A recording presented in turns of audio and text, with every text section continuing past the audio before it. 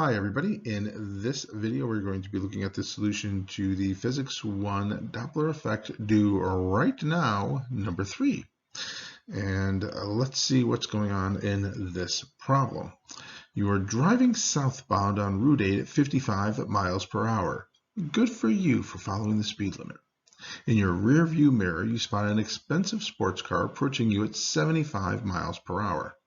Because people who drive fancy sports cars are obnoxious, just like people who make physics videos, the driver blares his 575 hertz horn at you as he passes you.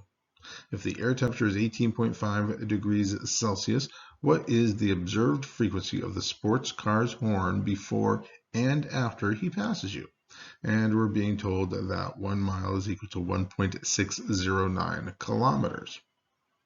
So I give you the speed of the cars in miles per hour. We know we need to convert those to meters per second. So let's start with a sports car, which is the source of my sound wave. Its speed is 75 miles per hour, and converting that to meters per second will give me a speed of the source of 33.5 meters per second. The velocity of you, the observer, is 55 miles per hour. That converted to meters per second will give me a speed of 24.6 meters per second. The frequency of the sound wave, that is the source, is 575 hertz, and I know the air temperature is 18.5 degrees Celsius. Now I don't know what the speed of the sound wave is going to be, but I know I'm going to need that. And before I can calculate the speed that the sound wave is traveling at, I need to convert my temperature from Celsius to Kelvin. So to convert from Celsius to Kelvin, I take my temperature in degrees Celsius and I add 273 Kelvin to that. So 18.5 degrees Celsius plus 273 Kelvin will give me an air temperature of 291.5 Kelvin. Now I can plug that into my wave speed formula and calculate how fast the wave or the sound wave is traveling. And when I do that, I'm going to get a velocity for the sound wave of 342 meters per second. So now to find the frequency of the observer first as he is approaching you.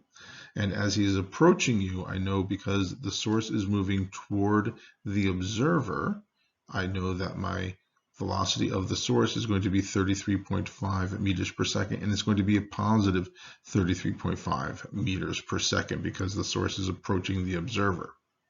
Now, before he passes you, you are still in front of the sports car. So you are actually moving away from the sports car. So your velocity in this case is going to be negative. Now I plug that into my Doppler equation. So I have, when I plug that into the Doppler equation, I have the frequency of the horn. I have the speed of the sound wave of 342 meters per second. I have the velocity of my source, which is negative 24.6 meters per second, and the velocity of 24.6 meters per second is the velocity of my observer. I think I said the source, but I meant the observer. And the velocity of my source is 33.5 meters per second. And when I do that out, I'm going to have an observed frequency of 592 hertz. And note that my observed frequency is greater than the actual frequency emitted by the horn because the relative motion between the car and the observer is toward. So I'm hearing a higher frequency. Let's take a look at the observed frequency after the sports car has passed you. Now, after the sports car passes you, the sports car is now in front of you. So you're both going in the same direction. So now the sports car is moving away from you, but you are moving toward the sports car. So now the velocity of the sports car or the source is going to be the same, but it's now going to be negative because he's now traveling away from you. And your velocity stays the same at 24.6 meters per second, but now your velocity is positive because you are moving toward the sports car.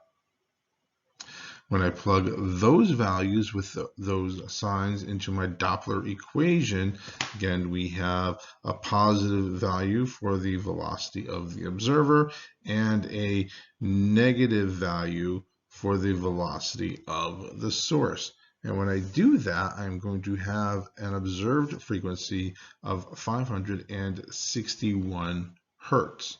And note that that 561 hertz is a lower frequency than the actual frequency of the source, because the relative motion between you and the sports car is now away. So you are going to observe a lower frequency.